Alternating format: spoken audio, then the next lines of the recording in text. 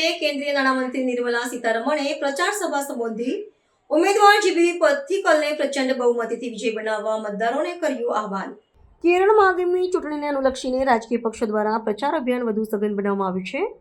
આ શ્રૃંખલામાં કેન્દ્રીય નાણામંત્રી નિર્મલા સીતારમણે કોચી નજીક આવેલા પેરુમ્બાવૂર વિસ્તારની મુલાકાત લઈને રાષ્ટ્રીય લોકતાંત્રિક ગઠબંધનના ઉમેદવાર જીબી પથિકલના સમર્થનમાં ભવ્ય ચૂંટણી પ્રચાર કર્યો હતો।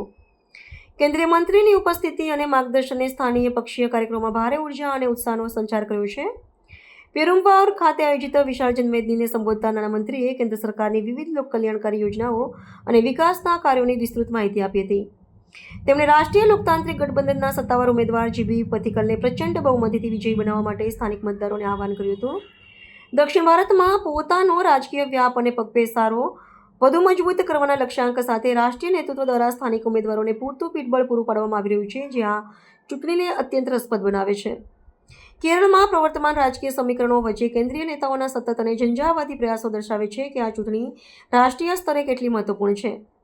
વિવિધ પક્ષો દ્વારા મતદારોને રીઝવવા માટે ડીચોટીનું જોર લગાવવામાં આવી રહ્યું છે, ત્યારે નાણામંત્રીની આ જાહેર સભાએ ગઠબંધનના પ્રચાર અભિયાનને નવી દિશા અને ગતિ પ્રદાન કરી છે। આગામી દિવસોમાં રાષ્ટ્રીય કક્ષાના વધુ નેતાઓ પણ રાજ્યની મુલાકાત લે તેવી પૂરી શક્યતા છે, જેના પરિણામે ચૂંટણીનો માહોલ વધુ ગરમાશે।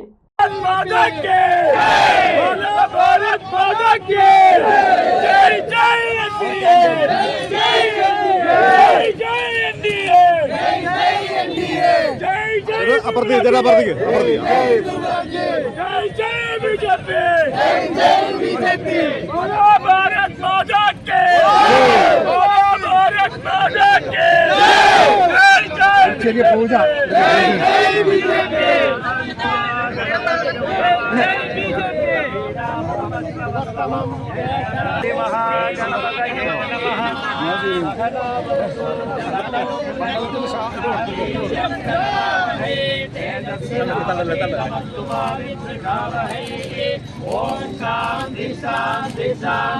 जानकी स्मरणं हे राम राम।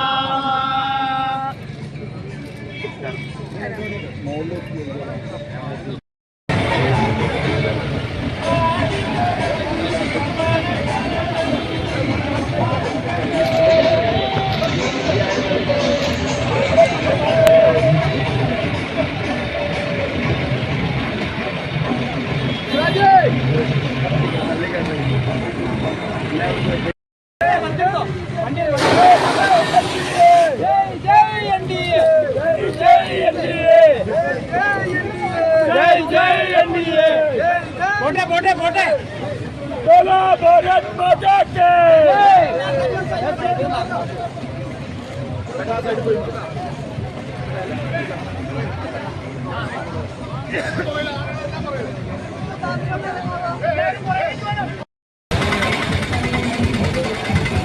बोटे बोटे बोटे ऑटो।